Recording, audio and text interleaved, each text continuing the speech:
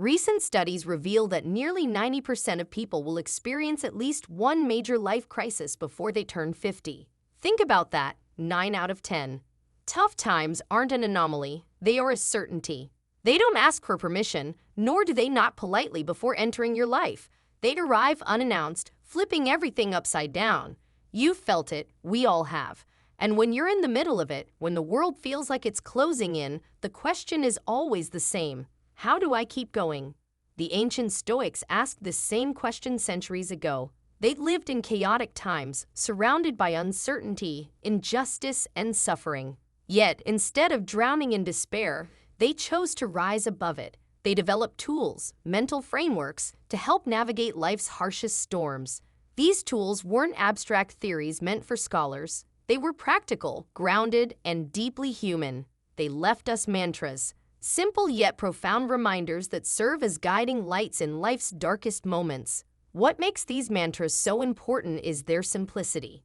They don't promise to make the pain disappear, but they give us a way to face it, endure it, and grow from it. Whether you're reeling from a breakup, navigating career uncertainty, or grappling with profound loss, Stoic wisdom offers clarity and strength. It cuts through the noise, bringing us back to what truly matters.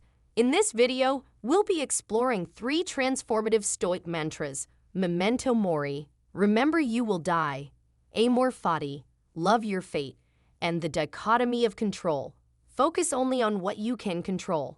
Each one carries centuries of wisdom, yet their relevance in today's unpredictable world is surprising. Let's take a closer look at these principles and uncover how they can guide us through life's inevitable storms. The Stoics didn't promise an easy life, but they offered us the tools to live it well, and perhaps even thrive. *** Memento Mori. Remember you will die ***. At first glance, Memento Mori might feel like a grim reminder, a phrase cloaked in shadows. Remember, you will die. But the truth is, it's not about despair, it's about clarity, about perspective. Marcus Aurelius, the Roman emperor and Stoic philosopher, put it best. You could leave life right now. Let that determine what you do, say, and think. Death isn't the enemy. Your main enemy is forgetting to live while you're still alive. We waste so much time on trivialities, consumed by fleeting frustrations and endless distractions. Memento Mori snaps us out of that haze. It's a call to wake up, to recognize the gift of the present moment. Instead of seeing it as morbid, see it as liberating. It's not a countdown, it's a compass. It asks you to strip away what doesn't matter and focus on what does.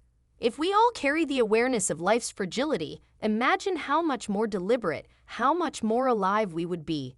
Do you find yourself constantly stressed over work deadlines? We've all been there. Hours lost to overthinking, chasing perfection, or worrying about things no one will remember a year from now. Memento Mori reminds us that our time is finite.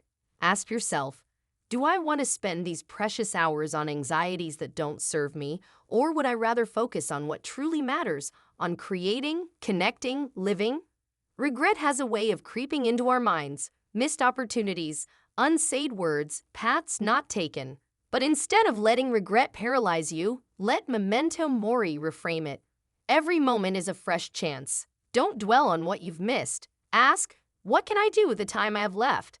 Life is like a sand timer. Think about it for a moment. Every grain that falls represents a moment you've already lived. Unchangeable, irretrievable. But the grains at the top, that's your future. The catch is you don't know how many grains are left. This isn't meant to scare you, it's meant to focus you. ***, Amor Fati. Love your fate ***. Always remember that life doesn't come with a blueprint. It doesn't ask for your permission or follow your carefully laid plans. The job you thought was yours slips through your fingers. The relationship you poured yourself into ends without warning. A missed flight, a delayed promotion, a diagnosis you never saw coming.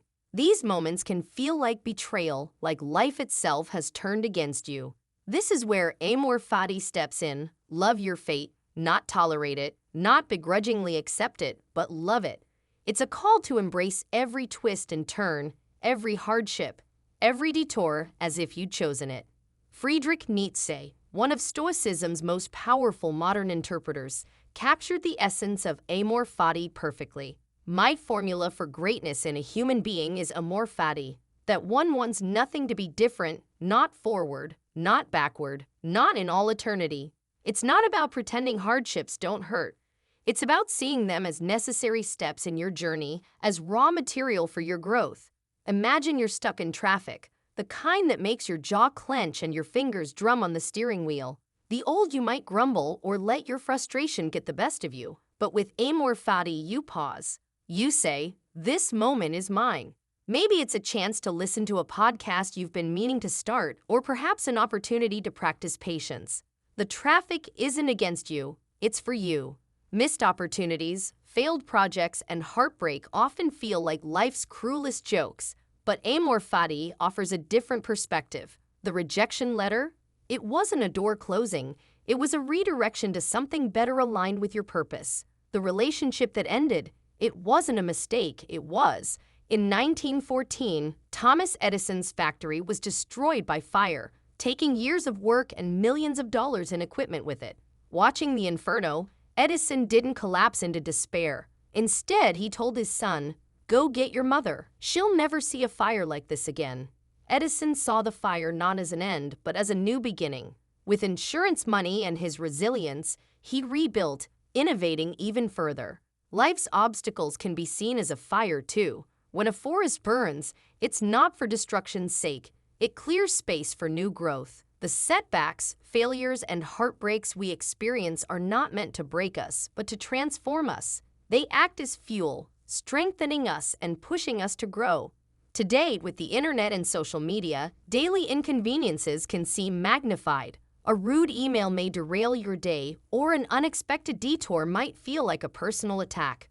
Social media can make every small mistake seem catastrophic, but amor fati invites us to step back and reframe these moments. That rude email becomes an opportunity to practice grace under pressure. The detour might lead you to a beautiful scene you never would have noticed. Even the algorithms that frustrate us can teach us something, such as the value of disconnecting and focusing on what truly matters. The next time life doesn't go as planned, take a deep breath and say amor fati. Do this sincerely, not sarcastically, then ask yourself two simple questions. What can I learn from this? How can this make me better?